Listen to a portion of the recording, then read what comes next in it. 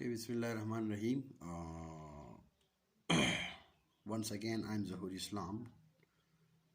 Today, we will discuss about beta-lactam antibacterial carbapenem. This is another group of antibiotic, you can say broad-spectrum antibiotic, which is used in the variety of infections and it kills the wide range of microorganisms.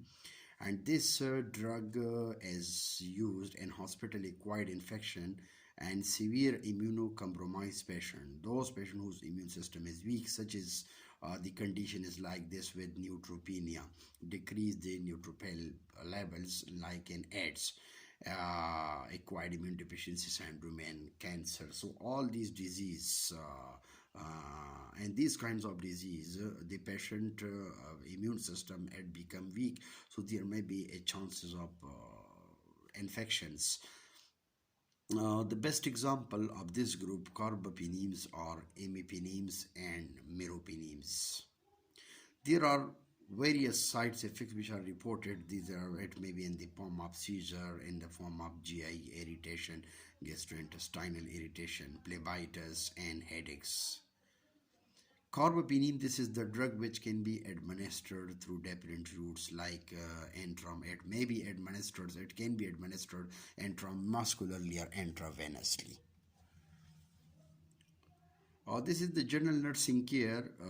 Nursing care is very important whenever we are going to administer different type of antibiotic like as we have discussed in the previous lectures.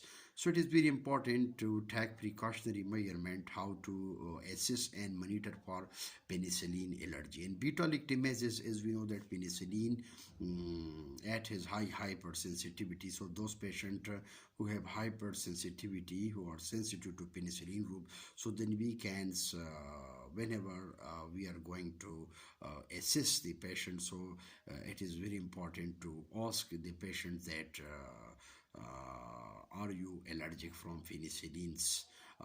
It means that this drug can be used with precautionary measurements like to assess and monitor for penicillin allergy.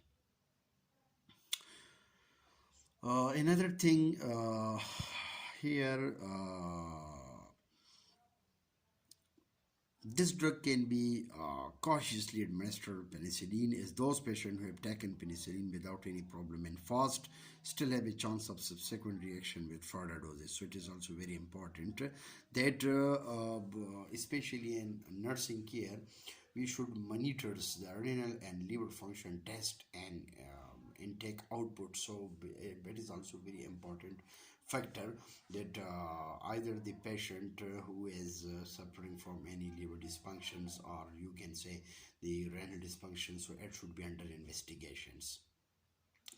Give oral penicillin on empty stomach with full glass of water because it's sensitive to HCl. So it is also, as we have discussed and the previous lecture, that penicillin, this is one of the sensitive group. So those patients who are allergic to penicillins, either he or she can use alternate brand. But here you can, if you can use oral penicillins on the empty stomach with full glass of water because it is sensitive to acyl hydrochloric acids. And there may be these drug, especially these penicillin, these oral penicillin, so they are destroyed by these and the presence of acids. So this drug can be used with precautionary measurement. Now look at where while administering penicillins IV intravenously, site it should be changed after 48 hours to minimize the blood vessel irritation. There may be chances of blood vessel irritation when we are going to administer the penicillins by IV route. So it should be changed after 48 hours. After to minimize the blood vessel irritation. So there may be, because these are very very sensitive drug, there may be chances of hypersensitivity. So in order to minimize the blood vessel irritation, so the IV site should be changed after 48 hours because there may be chances of thrombophlebitis and many more infection. Give IM injection into large muscle and rheumatoid sites as it cause pain, because we can change the site of infections. You can say give IM injections into you can say give IM injection into the large vein and red sites, so it cause pains. So it needs some expert person through which we can administer the drug. Look for and report the sign of the resistance, and this is also very important parameters. While monitor the patient receiving imipenem for seizure, especially elderly and patient with renal impairment.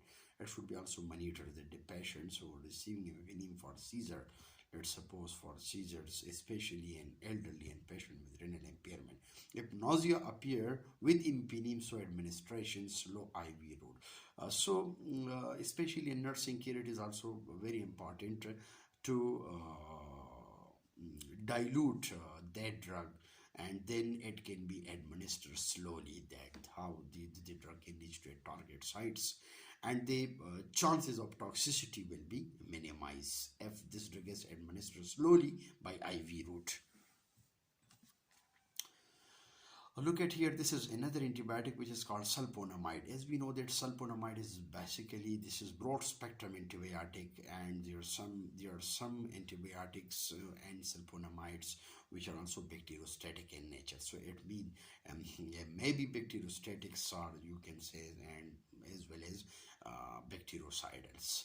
For example, the group members of sulfonamide, these are sulfadizine and sulfamethoxazoles and sulfapyridines.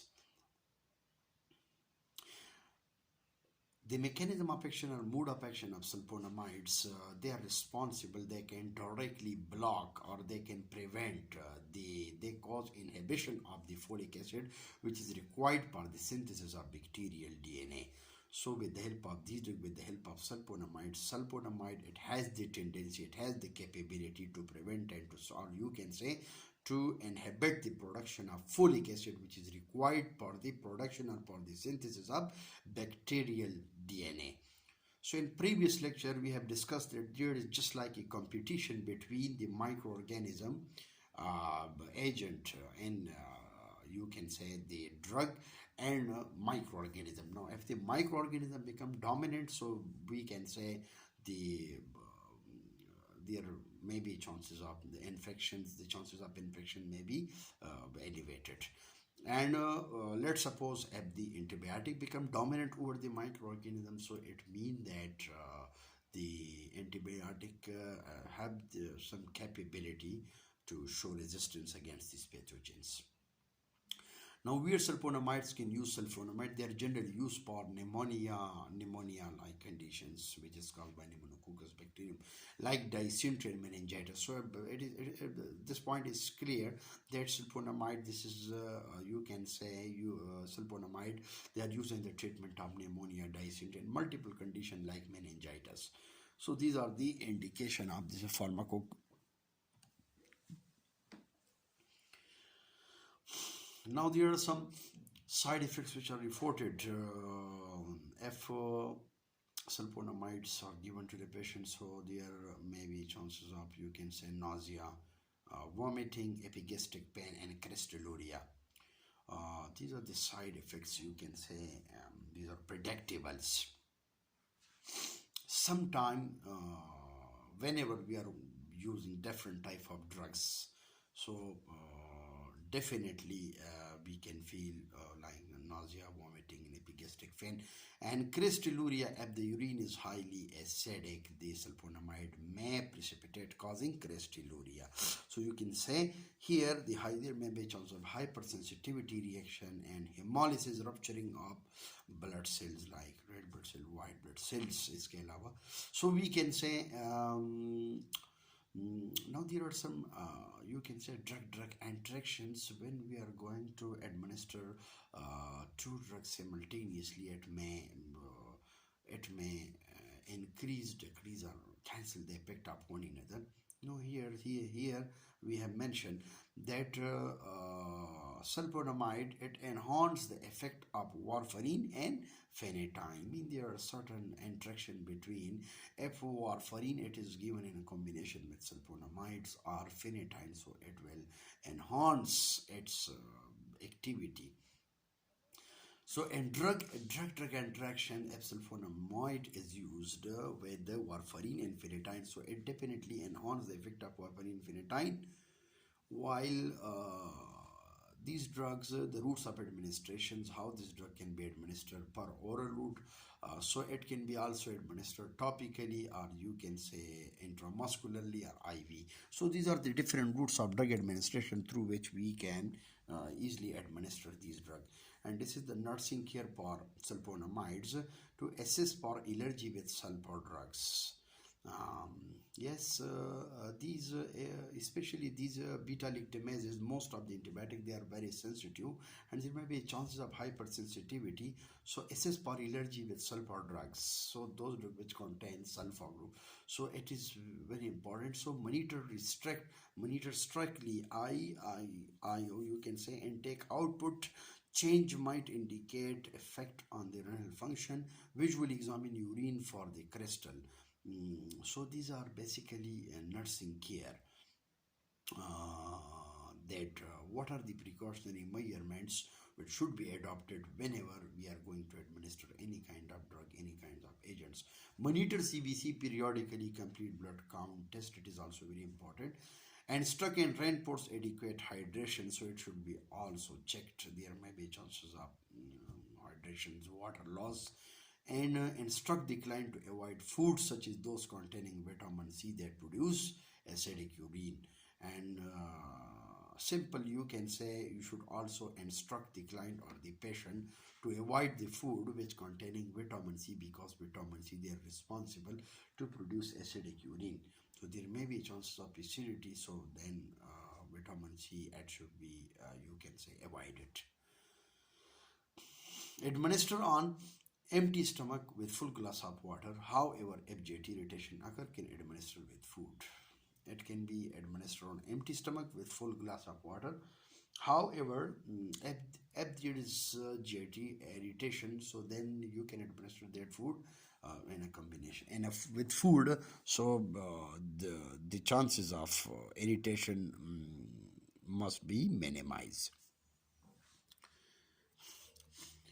This is another group, tetracycline. So tetracycline is broad spectrum antibiotic, or you can say there are some groups which may be bacteriostatic in nature, but as usually these are broad spectrum antibiotic, like the examples of acromycin, doxycycline. Its mechanism of action or mode of action, they can inhibit the bacterial protein synthesis. Means these are called proteins inhibited by combining with ribosome to reduce the microbial growth. As we have talked about the various mechanism of action through which how the drug can reach to its target site. Tetracycline, they are used in uncomplicated urethral and rectal infection like pelvic inflammatory disease infection, STD, sexually transmitted disease, and many more.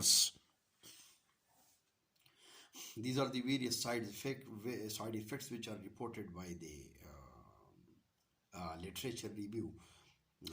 So it causes GIT upset, phototoxicity, red rash upon sun exposure. There may be chance of liver damage and kidney damage, vestibular toxicity, ataxia, vertigo, and dizziness, discoloration of teeth, may retard the fetal skeletal development if taken during pregnancy. So it means that tetracycline, they are contraindicated during pregnancy. There may be chances of teratogenesis, there may be chances of developmental abnormality, and there are many cases which are reported. Precautionary measurement. So basically tetracycline bind to the calcium and magnesium as well as aluminum ions to form insoluble complex. Thus dairy products, antacids and irons, salts reduce the absorption of tetracycline. There are some complications of tetracycline if it is used in a combination with milk. So as we know that milk contain milk of magnesia, you can say milk contain milk of magnesia.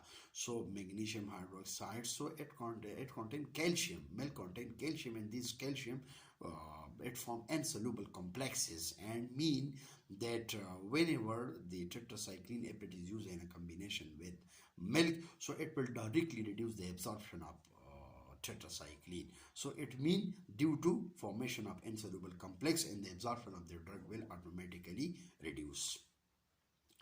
Now, routes of administration of the drug. This drug can be administered per oral or IM, or you can say IV. So there are different type of routes of administration. Contraindications, tetracycline, it cannot be given during pregnancy, lactation, and children under 8 years. So these are precautionary measurement. This drug should be used with precautions.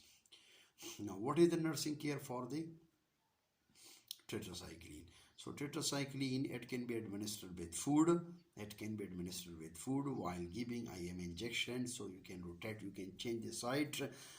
Avoid taking with dairy food, antacid, iron preparation, adequate hydration, and you can say advice for the protective clothing and sunscreen to prevent from phototoxicity. And it is also very necessary that to monitor the liver and renal function test. Take complete history for the patient and lactation and assess for the vestibular toxicity. These are the nursing care. This is another group which is called fluoroquinolones or quinolone. These are also called broad spectrum antibiotic. Most of them they are effective for against gram-negative, while some of them they are active against. You can say most of the drug they are bactericidal in nature, so they can act against gram-negative bacteria. Fluoroquinolones that contain ciprofloxacin, levofloxacin, ofloxacin. Its simple mechanism of action, mode of it directly act on the DNA and interfere with the bacterial growth and replication. So we can say that like ciprofloxacin, levofloxacin, ofloxacin mean fluoroquinolone. They can directly act on the DNA and then it can interfere with the bacterial growth and replication. These are also called DNA synthesis inhibitor. So it can stop the growth of it, can directly act upon on the with the help of enzymes called polymerase, or you can say topoisomerase. So these are act on the DNA and interfere with the bacterial growth and replication. So the bacteria become unable to make copy of himself. So it stops the DNA synthesis and that bacteria. Fluoroquinolone, they are used in the treatment of typhoid, UTI, urinary tract infection, gonorrhea, gastroenteritis, bone and soft tissue infection, conjunctivitis. They are not safe in children, as well as it cannot be recommended. It cannot be used in pregnancy because it destroys the growing cartilage. It may stop the growth of epiphysis, long bone growth. Various side effects which are reported. If this group is used, there may be chances of GIT disturbance, unpleasant taste, dizziness, confusion, and photosensitivity, you can say rashes. These are the side effects which are reported if this group is used.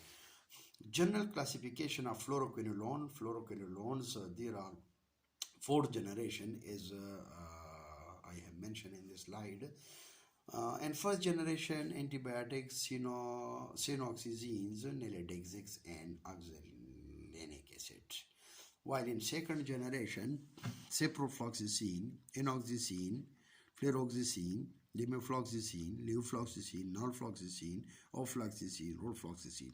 It is not necessary that each and every drug will be available in the market. There are certain drugs which are available in the market.